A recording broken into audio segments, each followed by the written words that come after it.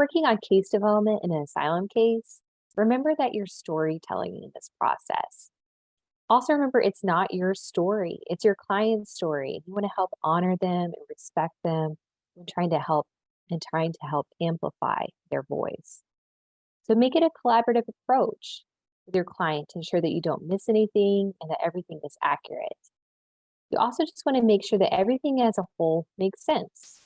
You might be able to get, a statement or a documentary piece of evidence or a country conditions report to be able to substantiate, many of the statements that have been made in that declaration to, again, just be able to tie the case together and make it more persuasive.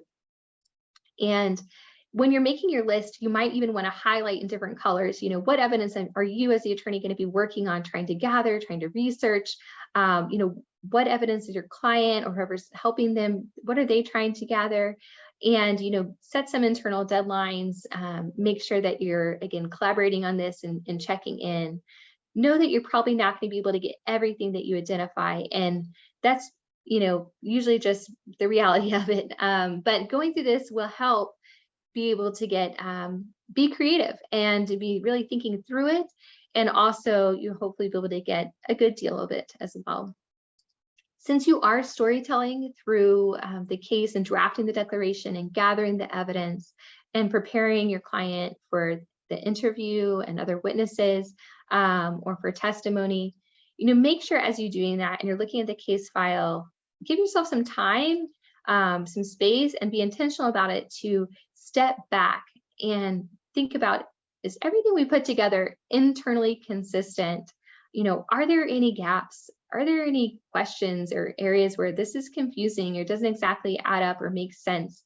Are there any logical jumps? Because, the judge has not heard these facts before, the asylum officer has not heard these facts before, so they're going to be looking at it from that perspective. And sometimes you do notice, okay, well, that was a little confusing when I do take that step back. So you have some time to be able to fix that issue. Ask your client some more questions, be able to provide additional evidence to clarify something. So take that time, give yourself that space. And if you find that you're just too close to the facts to be able to see it, you might be able to ask a colleague or somebody else working on the matter with you to take a look and see from their perspective what was confusing or what questions that they have. If you're in the final stages of your representation and preparing for the asylum office interview or merits hearing, I recommend that you check out CILA's resource on trauma-informed representation with asylum interview and merits hearing checklist. It's a fantastic resource with a lot of helpful information. We hope that this tip provided some great reminders as you work with a client in an asylum case. Thank you for all that you do, and reach out to CILA if you have any questions or need guidance or support along the way in your representation.